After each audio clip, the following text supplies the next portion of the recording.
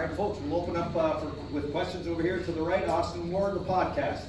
Brandon, that felt like maybe the most complete performance of the season. I don't want to take anything away from Penn State and the toughness of that game, but offense, defense, special teams, everybody made plays. Yeah, and there was a challenge set out in special teams. We went back and changed some stuff on personnel. We felt like we had something on the punt block. We put Cade and Mitch off the edge there, which was, we felt like a good matchup for us in that moment. Put a lot of work into it, but then those guys have to go execute it. They did, and we felt like, especially in the first half of this game, coming off the emotional win of last week, that getting a special teams either steal a possession or a big play could jumpstart us in the game. I thought it did. Over to the left, Rob Aller, Columbus Dispatch. Yeah, Ryan, this re-engineering of the defense, or whatever you want to call it, really looks like it's effective. We're moving guys around. I thought that your DEs really played well, JT and Sawyer.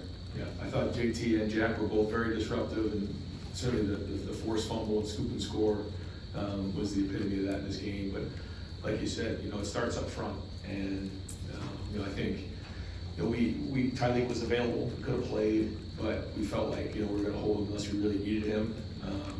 Plan on getting him back for next week, full go. But it was good to see some other guys step up and have to get in there and play. And it's everybody across the board. I thought the DBs were solid coverage. I only think they had just I don't know how many 9 completions. So anytime that happens, 3 sacks, you get in the backfield, it makes a big difference. Well, go ahead. What exactly, or did you talk about the changes on the defense? Was it be more aggressive, or what was the major change? Yeah, I think to the naked eye, there's it's not like we redid the whole thing, but when you start from scratch, there's just certain things that you either make assumptions on, or you have to make sure that you're putting the right guys in the right place, and all it takes is a little bit to be off, and when you add these little things up over time, they can make a big difference. And I think the guys are understanding that. I think they know how they can go win a game, but then we have to have the change-ups, somewhere along the game to keep people off balance. And so without getting too technical on it, I think that we have the right people in the right spots. I think we're getting lined up faster and getting set, getting our cleats in the ground and being more aggressive on the perimeter.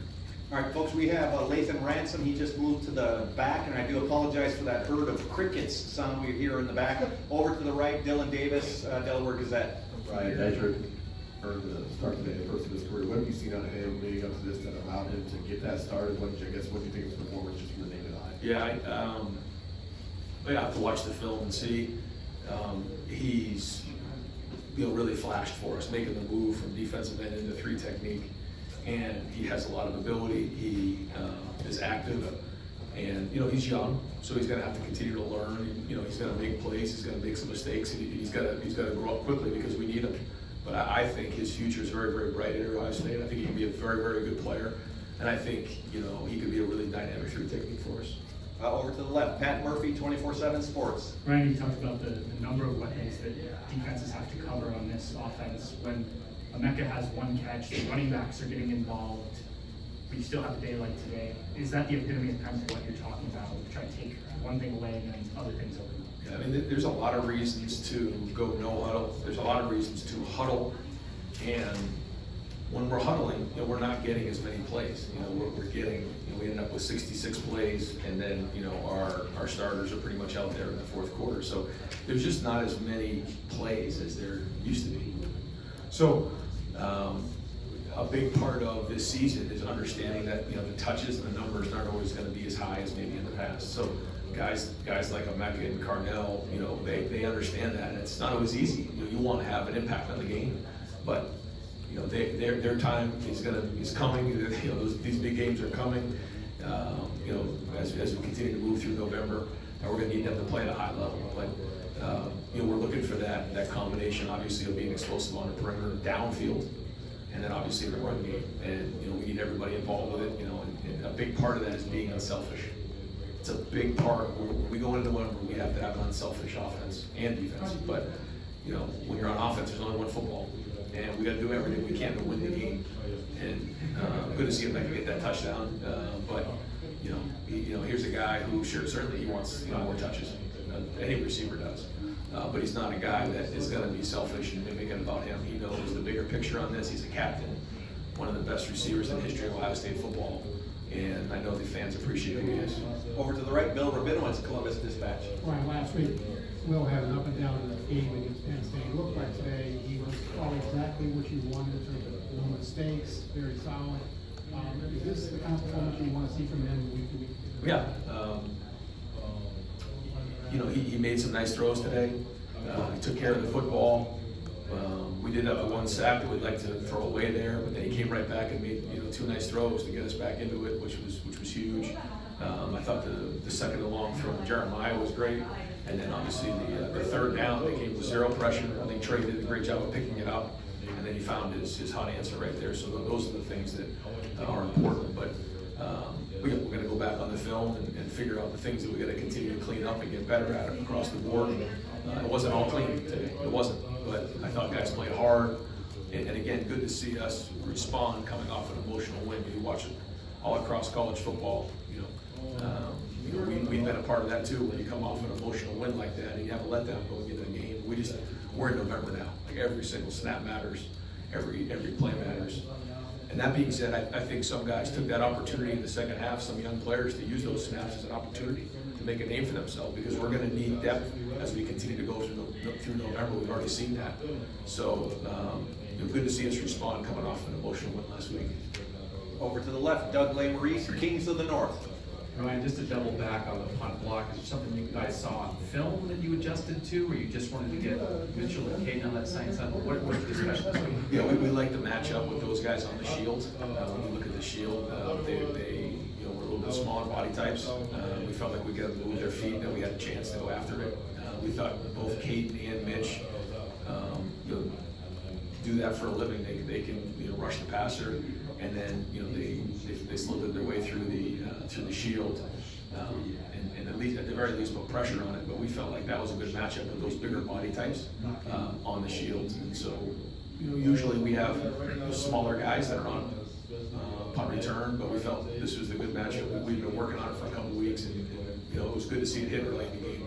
And the TV showed you celebrating with Rob Keys after you guys hit that. You mentioned steal a possession or make a big play. I mean, especially when you're in tighter games.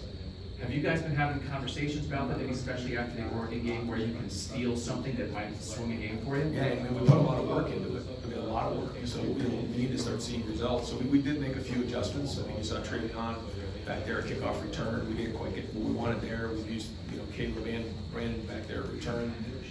So we moved from, you saw a couple of guys run down a little bit different on kickoff. Denzel was a gunner for us, or a jammer for us today.